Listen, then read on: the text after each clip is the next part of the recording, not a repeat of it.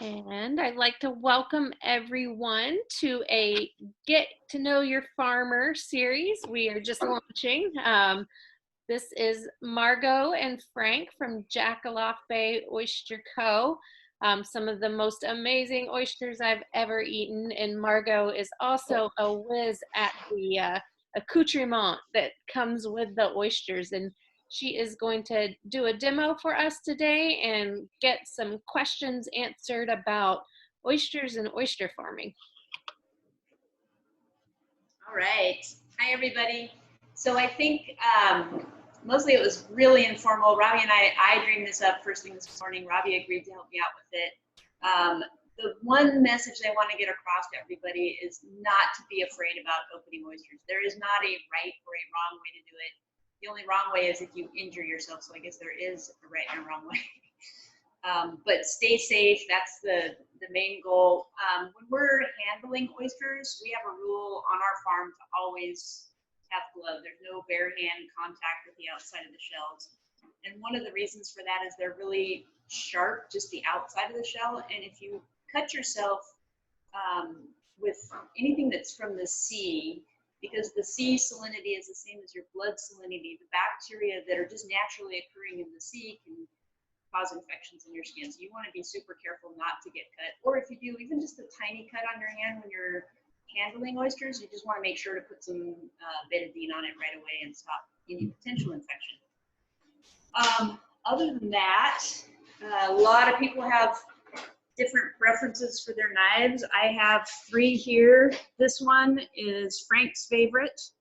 This one is Kennan's favorite, one of our kids. And this one is my favorite with the curved tip. But once you start opening a lot, I've seen if you go online, there are videos of this chef in France that opens them with a credit card. So you can open with a screwdriver. A butter knife is not that easy. It's nice to have something that has a little bit of a tip to get in there. There is one technique for doing it with a sharp knife that Frank might show you in a little bit, but it's coming in the side. Generally here we shuck from the heel of the oyster or the hinge side, so you try to get in. Robbie, you jump in if I'm not making things clear. But if you look at the oyster, there's a flat side and usually a nice round side. This isn't the prettiest oyster.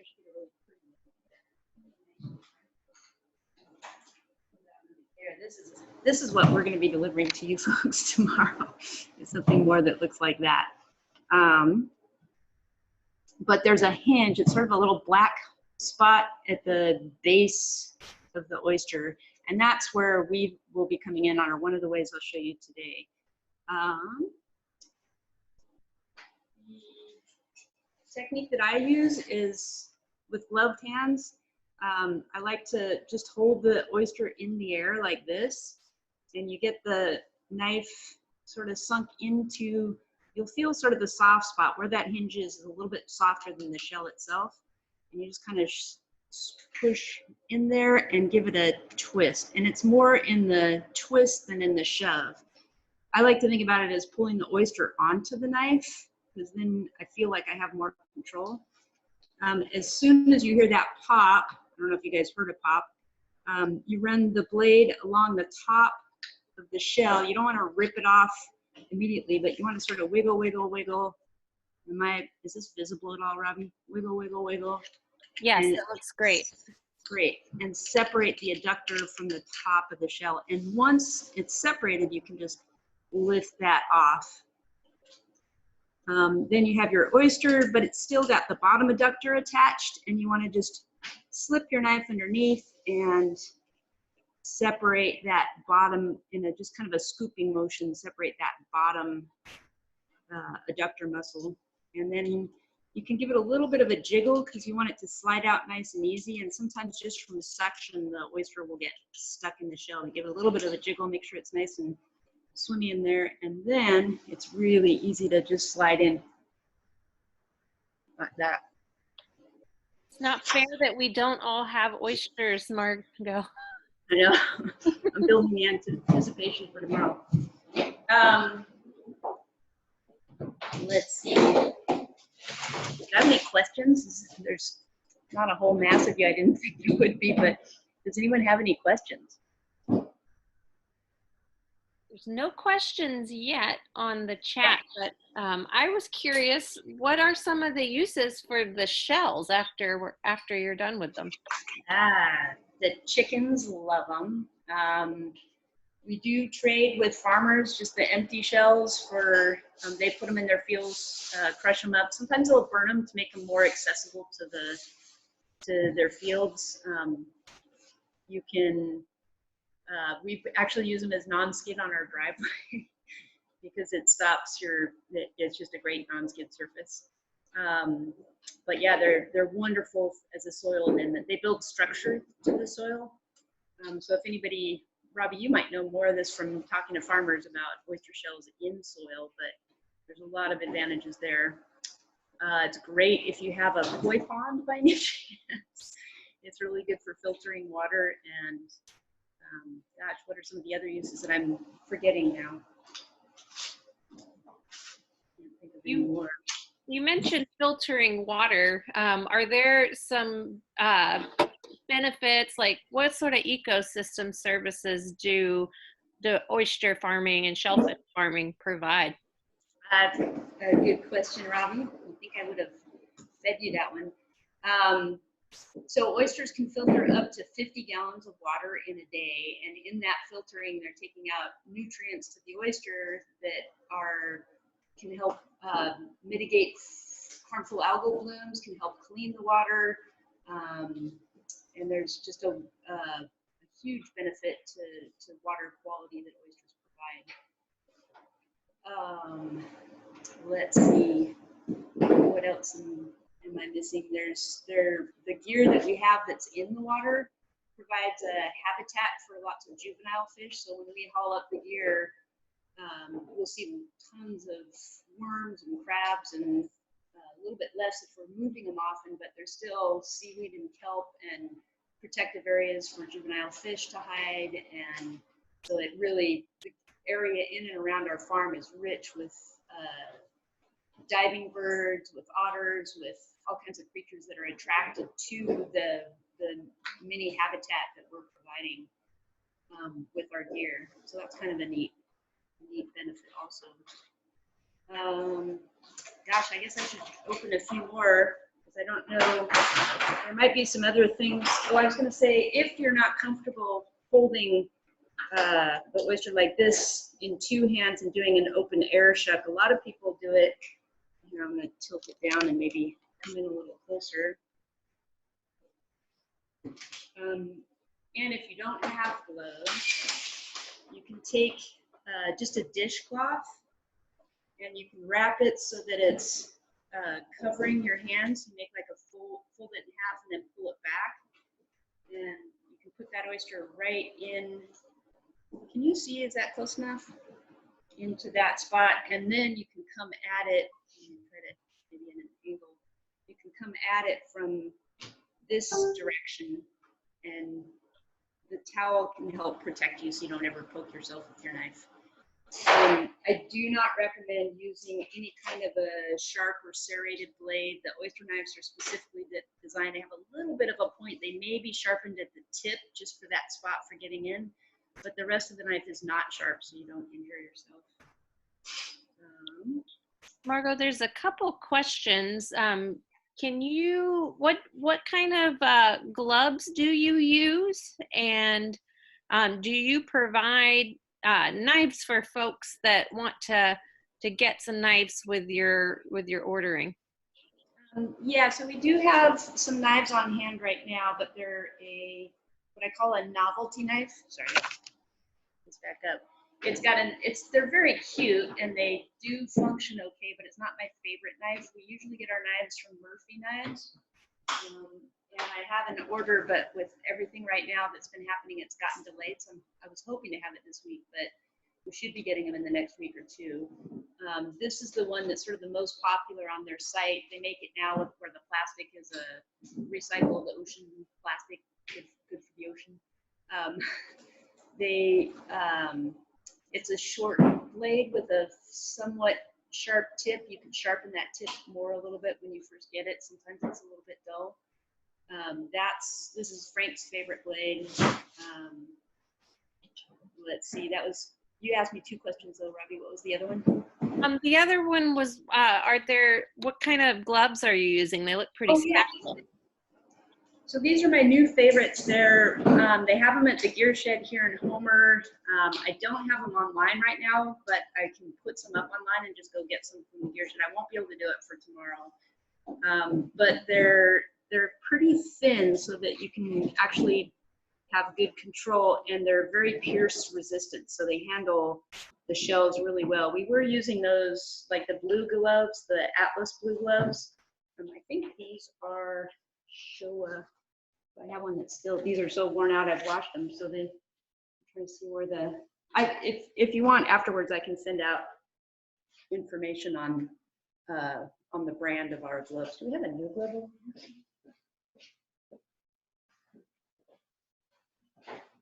They've all been washed too many times.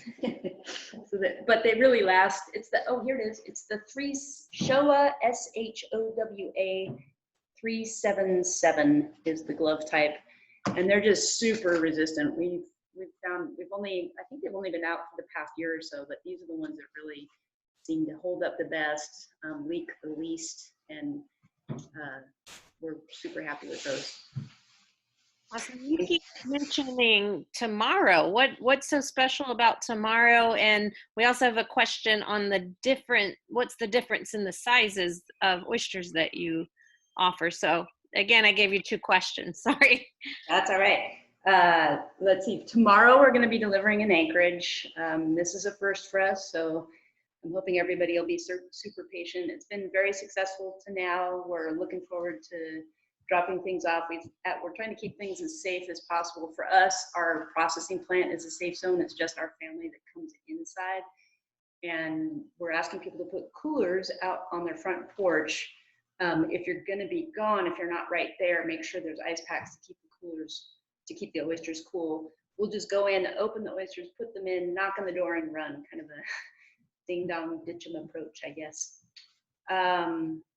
Yeah, that's what we're going to be doing tomorrow. All right, Robbie, I can't do 2 questions. I'm sorry. The other question was the difference between the sizes of oysters. Oh, yeah. So our sizes, I don't know if you'll be able to see this, but we have a sorting machine. Not running right now. Maybe someday I'll do a full tour, but it shows. I don't know if you can see, way over there is the loader. Frank will point out the loader. The oysters go up onto that loader. We move this conveyor into place so that we place each oyster individually into that carousel right there. And when it's on and spinning, it weighs, there's a little weighing device, and it weighs every oyster. And then the oyster travels down this conveyor. I don't know if you can see. Maybe Frank will turn it on. Travels down this there. I guess we could do it this way. And those little toggly things slide the oyster into place. Want to try it? Might be able to just show you 1 or 2. So there are 5 slots. Here, put a couple in.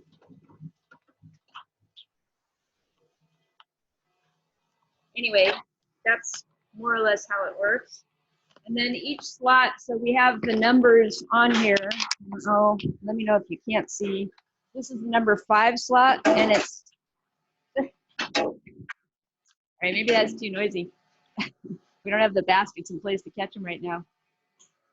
The number 5 slot is 35 to 45 grams an oyster. The number 4 slot is 45 to 65 grams an oyster. The number 3 slot is 65 to 85 grams an oyster. And the number 2 slot is 85 to 110. We rarely get any of the number 1s, which is 110 to 150. And let me grab some examples. I don't have any. Oh, I might have a large. Frank, do you want to get me one of each size, maybe? These little guys that I was just shucking, practicing on are the number 5, so they're 35 to 45 grams. They still have really nice meat inside, and they're great if you're just learning to shuck. It's great to have something that you're not too worried if you don't do a great job on it.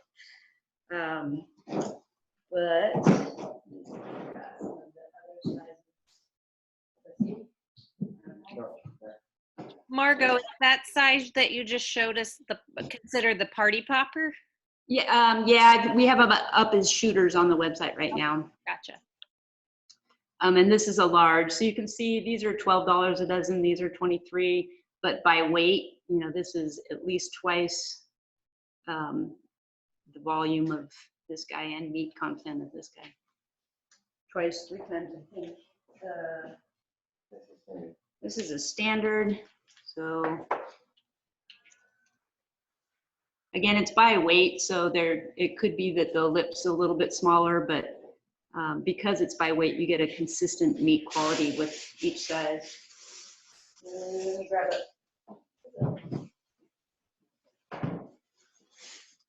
There's a petite, and then the cocktail or shooter size. This little guy. You see all those lined up? But that's how we do it. What are some of the other things I wanted to make sure I tell you? To keep your oysters cold, it's really important that they stay cold. Do they need to sit a certain way? Can you? Yeah. The best is to put them sort of cup side down so that they don't lose their liqueur. Just think of it like a teacup.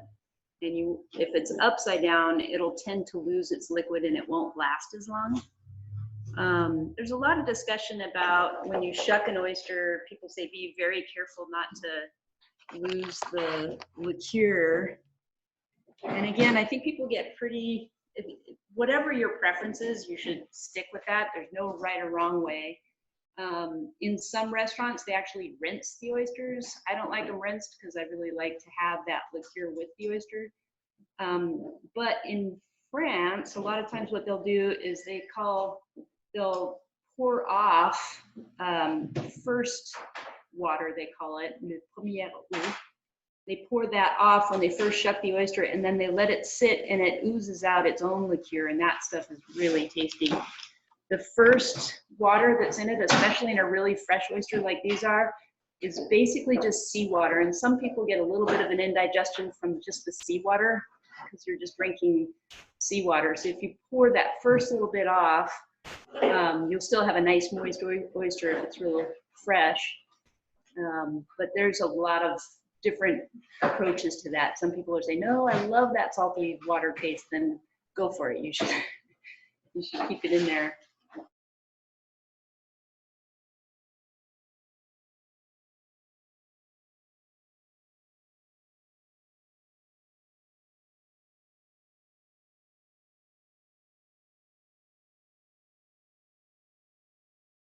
Shell off without separating the adductor, you'll tear the oyster gill and it exposes the guts of the oyster, and it's just not as pretty of a shuck. So you want to try to separate that adductor before you lift the shell off. Sauces, we have a lot of things that we put on. The thing that is most popular at the farmer's market when you do it and in our shuck shack is a mignonette. It's super simple and easy to make. It's just shallots and white balsamic vinegar and some cracked pepper if you like. When you mix it up, the shallots make a real pretty pink to the vinegar mix. And you just chop the shallots fine, and it's really tasty. On that vinegar, I will sometimes, because this white balsamic can be very sweet by itself. So if you, instead of just putting pure white balsamic, I just cut it with regular white vinegar. So it still has some sweetness, but it doesn't overpower with sweetness. But you can also use any champagne vinegar, any sherry vinegar, whatever your favorite vinegar is. Sorry, I left my phone on. There, sorry about that. There's got to be more questions out there.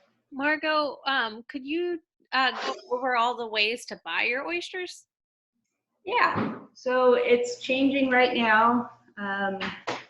For us, a big percentage of the market is restaurants, and those guys are having a really tough time right now. We sell at the Alaska Food Hub, which covers the Kenai Peninsula right now. It is not in Anchorage right now. We also sell through the Homer Farmers Market, and we've been starting up with the closures. We've been starting up selling right here from the processing plant, and but we're asking folks to pre-order, so we do as little contact with credit cards and money as possible, and then we bring it out to folks in the driveway. So they just pull up, they text me, they order online, text me their preferred pickup time, and then we get it packed up and we'll take it out to them. And we've been packing in these little to-go boxes, and they're pretty handy. That's what Frank's been doing right now, and all the oysters we deliver tomorrow will be in those boxes. And are you still taking orders for Anchorage, or is that closed? Richard had a comment that he wanted to add another dozen, but it looked like the shooters are the only ones left this evening. Yeah, that might be all that's left right now, and we are accepting orders till 8 o'clock. I've got we're pretty much done packing right now. I think we're just finishing up. We're going to do last count and make sure, see where we're at. We've got another awesome question. Would you ever consider an oyster subscription club? And this comes from an Anchorage resident, so they're hungry for the oysters up there, Margot. Yeah, I think we could do something like that. I've hesitated in the past because our season is not super consistent. We are. I can't say on the 30th of every month we'll send you something, because if it turns out there's a storm that day or the harbor's frozen over and we can't get across. And in the wintertime, our harvest schedule is really sporadic. This year was especially bad. It just seemed like if it wasn't freezing, it was windy. If it wasn't windy, it was iced over in the harbor. It was one or the other. It was just a very tough year for us to be at the farm in the wintertime. But now that our harvests are getting a lot more somewhat more reliable, we could do something like that. I just don't know. It's a great idea. I'd love to pursue it if you think that folks would be interested in something like that. We are going to try to do these kinds of events more often to get the oysters to Anchorage. I don't know. We'll see how it goes tomorrow with the delivery. I have an app that's to help find the delivery spots, but we'll see how it goes, and maybe do some more like that too. Our Anchorage folks say they're okay with inconsistent, and it's a great opportunity for education, for letting folks know the trials and tribulations of oyster farming. We have another question about cooking ideas and maybe different uses for the different sizes. Yeah, so I think a lot of people like the largest for cooking because there's a lot of shell real estate here for Parmesan and goodies to put on top. There are, on the standards, they're also really good cooked, but there's a lot of people that like these raw on the half shell, the standards. My favorite for on the half shell, just eating without cooking, is the petites or the shooter size, the cocktail size. So I should be using the sizing. So the number 2s are great for cooking, but we don't have a whole lot of those. The number 3s are also very good for cooking. There's a lot of meat in there. The number 4s I like on the half shell, and the number 5s I like on the half shell. Cooking, there's a lot of great recipes. One of my personal favorites is one that Frank does that's he takes and boils leeks with just chopped up leeks with salt and pepper, and takes those, shucks the oyster, takes the oyster out and puts the leek mix inside the shell, and then puts the oyster back on top of it. And sometimes he'll put a little bit of Parmesan on top of that and put it in the oven and bake it. It's really good. There's something about leeks and oysters that's a great combination. I think, what is it? Rockefeller has leeks in it. There's a lot of recipes that have leeks with oysters. It's just a nice mix. Other cooking skills, I think. And is Anne Marie, are you a chef also? I'm just trying to remember everybody. I've had some folks here that are chefs also that might have some better, we're farmers, we eat them every day. Frank tends to eat them, we tend to eat them raw more. Margot, you shared a pretty awesome pasta recipe for the shucked product, and also po' boys. I think you've used them before. Yeah, we do po' boys. I should put some more recipes up or share more recipes. A lot of times Frank doesn't use a recipe, he just makes it up. Go ahead, Mike. Oops, sorry. On Zoom.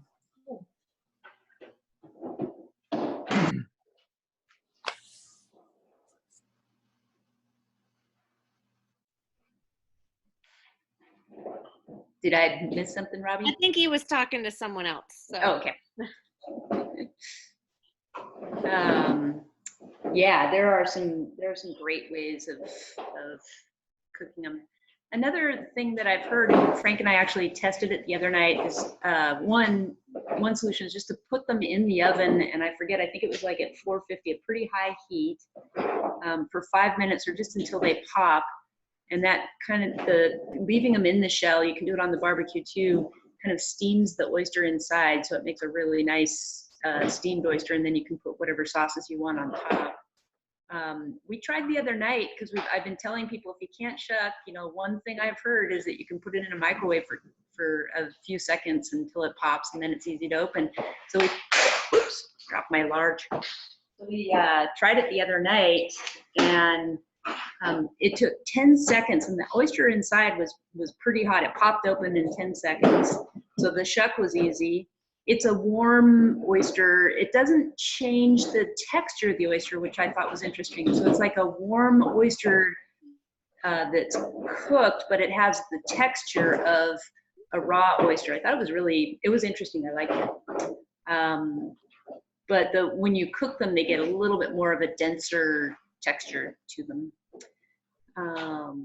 Po' boys, I think for anybody that knows Chef Kevin Lane at the Cookery, he's I think going to be putting together possibly some kits so that folks can make stuff. But I know he's got a great recipe for breading for fried oysters. That can be delicious too. I love them fried in butter or even just vegetable oil, but butter's always better, right? Better with butter. Yeah. I don't know if anybody that's on here has some ideas for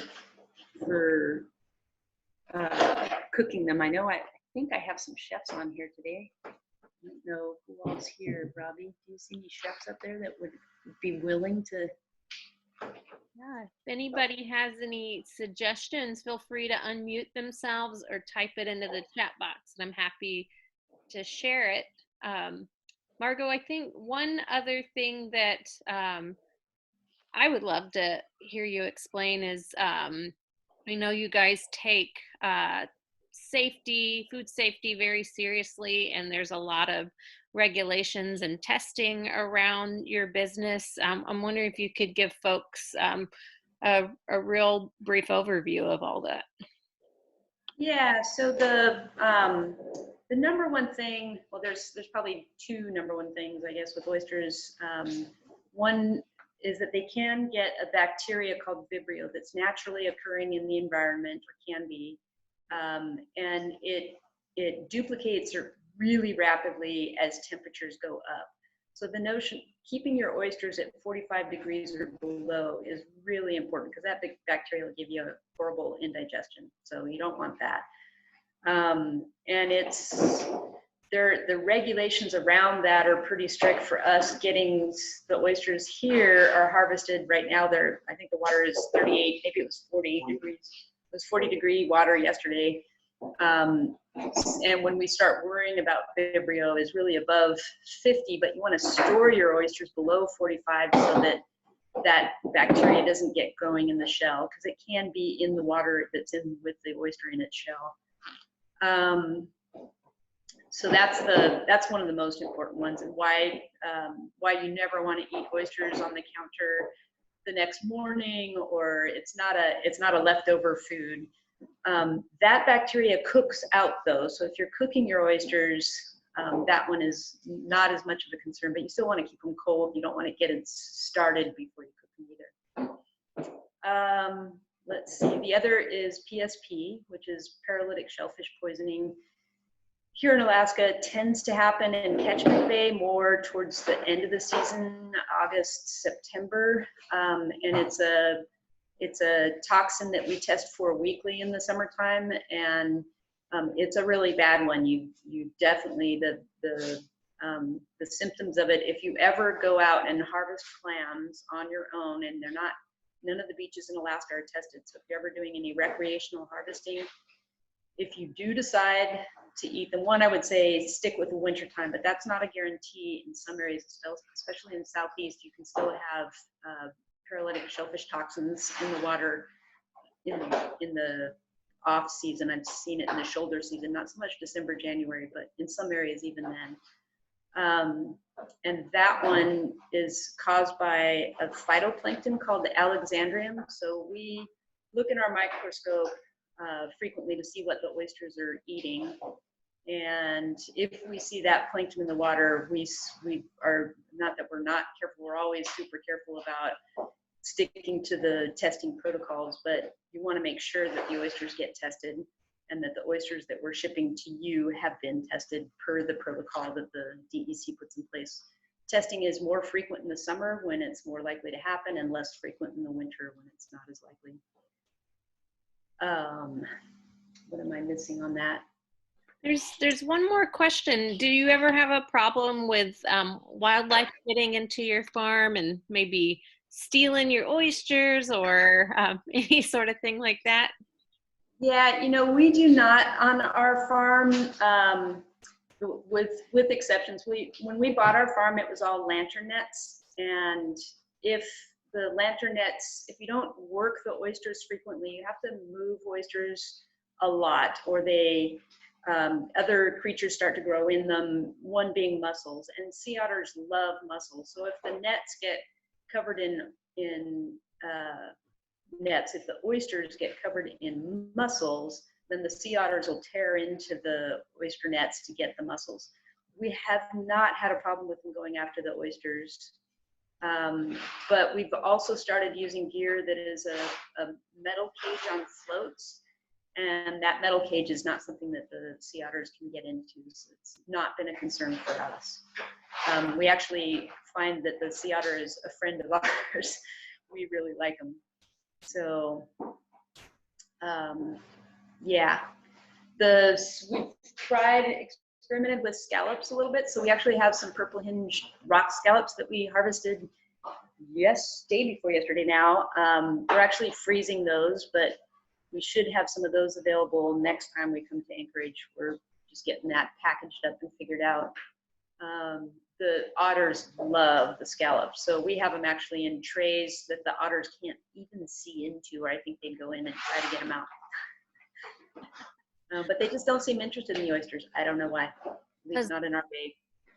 Well, they're missing out, but I'm happy. I'm happy for you. I'm wondering if you might be able to do one more oyster shucking demo before we sign off. There's a few people that joined us after your prime time. Sure. And then I can also make Frank show you we can find the shark net. You want to do this? Yeah.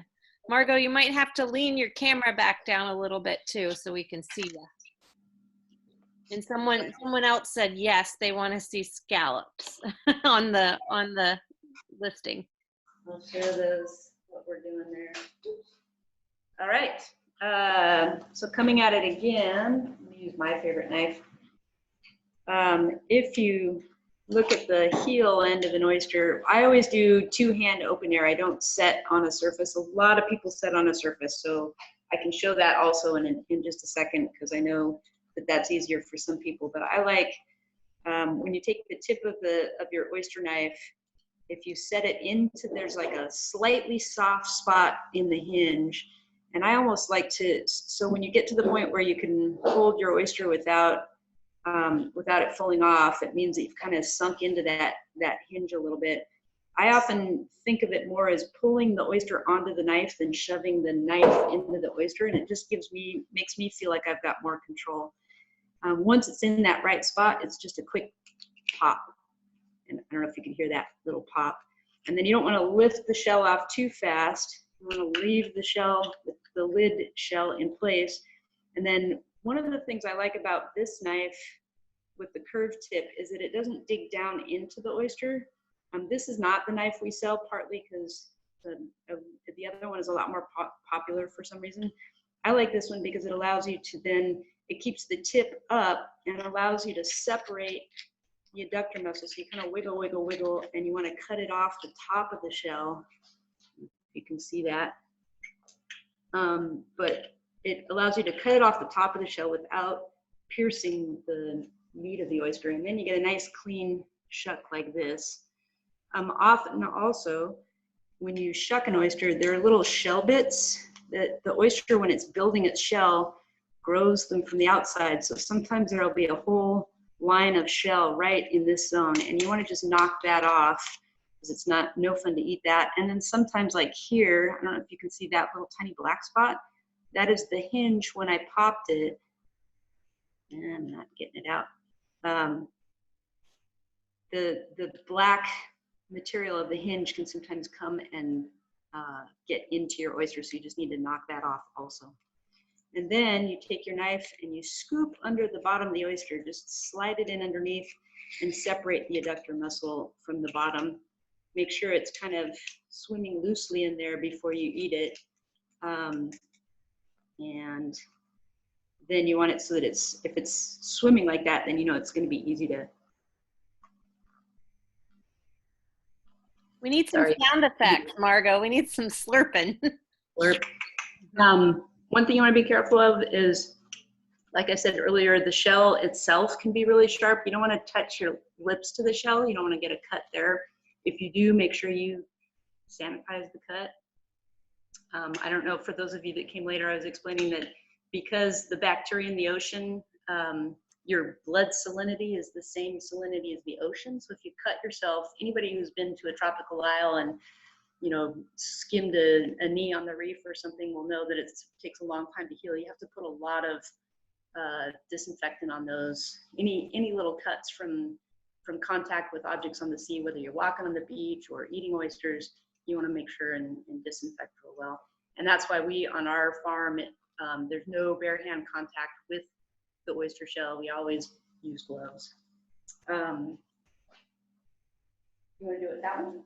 We have a sharp one. So Frank's going to show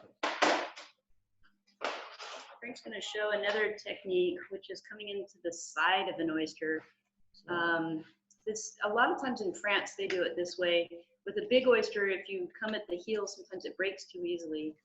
But let's see if I can get him tilting it a little bit more at an angle. But if you wiggle, wiggle, wiggle right where the adductor muscle is and come in the side, you'll get a little bit of little shell bits in there.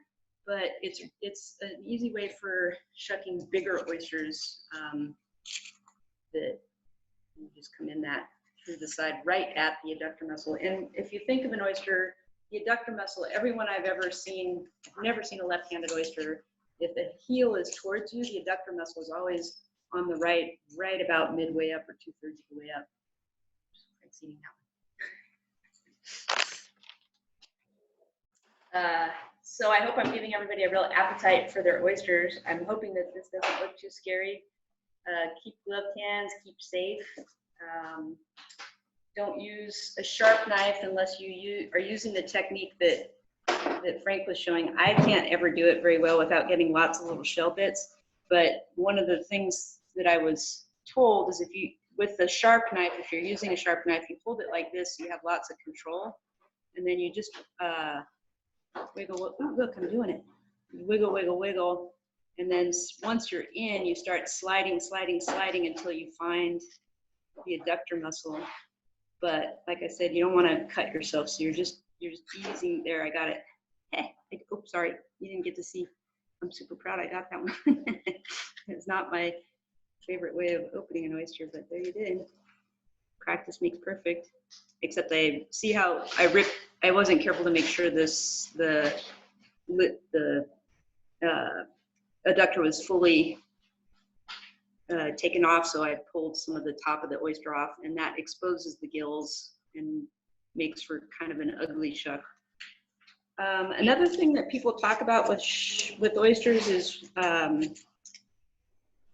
and have a lot of preference for, is whether or not you flip it in the shell. So once you get it shucked, a lot of folks, especially down under in Australia, will take and with their knife flip the oyster over, and what that does is it exposes it makes it look really round and fat. I don't know if you can see that because it's kind of sliding funny, but it makes for a really fat presentation. A lot of people feel like that is a real appetizing. They want to see a big fat. They like the bulging of the oyster and showing it how fat it is, especially in these deep shells. It can look really nice because they really form to the shape of the shell. And if you mess up your shuck, that's a really good way of hiding that you've pierced your oyster and exposed its guts, which are dark brown and they're not real pretty. So you want to make a pretty shuck if you can, if you're serving them. If you're eating them yourself, you don't really care. You know. Margot, we have a question from Mike, so I'm going to unmute you, Mike, so you can ask.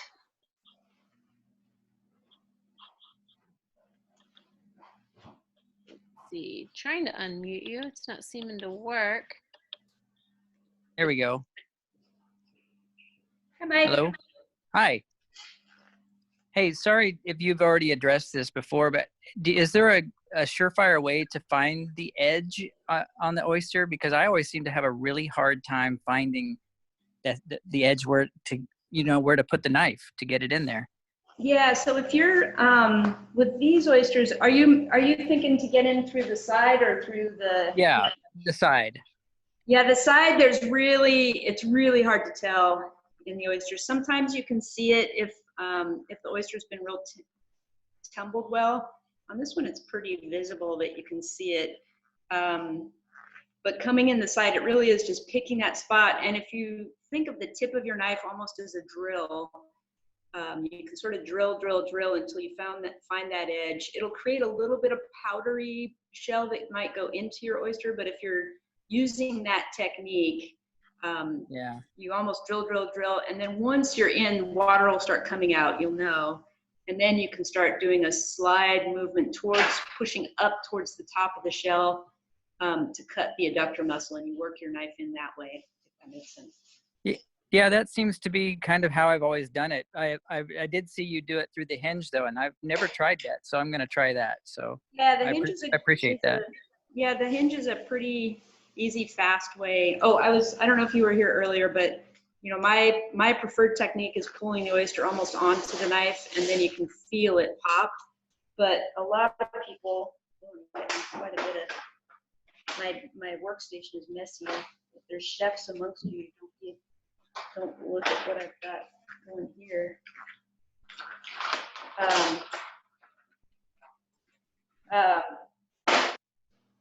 Now I can show you.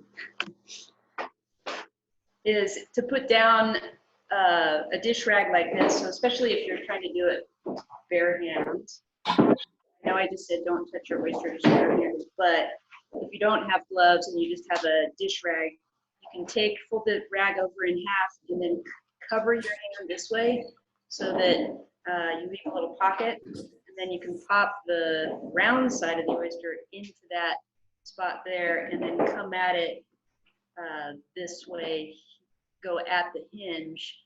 That way if you slip or anything, you can't hurt the hand, the holding hand, if you will. And then you can just get it pop, find that same spot. And yeah, it's a hard thing to explain, but you'll feel that in the hinge it's a little bit softer. It doesn't feel hard like the shell does. It's just a little bit softer, and the tip of the knife will sink into that soft spot. Once it's sunk, then it's more in the twist than in the shove. And then similarly, you just work, separate off the adductor. Oops, I didn't do a very good job on that one because I left some skin. The goal is not to leave any on the shell where you pull it off. It doesn't look too bad. Yeah, that's a great technique. And then you can afterwards slide the knife underneath to separate the adductor muscle on the bottom. Make sure it's nice and loose in there. I sometimes will just shake it so that it's easy to pop in and out, because I don't like having the lips touch the shell. I try to avoid that. Margot, how many oysters have you eaten tonight? How many people are super jealous? Sorry. Yeah, I should be doing this. Sorry, I should be doing this after you get your oysters, but I think tomorrow it's going to be really late on the road, and I'm not going to be able to do it tomorrow. So just as a reminder, can you tell us where to get your oysters and what your website is? Yeah, it's jakolofoysters.com. Jakolof is hard for people to spell, so we also have slurpalaska.com, which is easier to spell. It goes to the same place. And Jakolof is Jakolof, oysters.com. And we'll be updating it as I think the season is going to be an interesting one, so we'll update deliveries as we do them. It'll be pretty random starting out, and we're hoping to get to a more regular schedule as we go, but we'll just have to see how the summer pans out for us. Awesome. Thank you, Margot. I now feel a lot more comfortable popping shells, and if I stab myself enough, I'll just buy the shucked product or swing by your plant there and get some. Oh, I was going to give a quick preview. Hold on. I don't know if it's going to be that visible.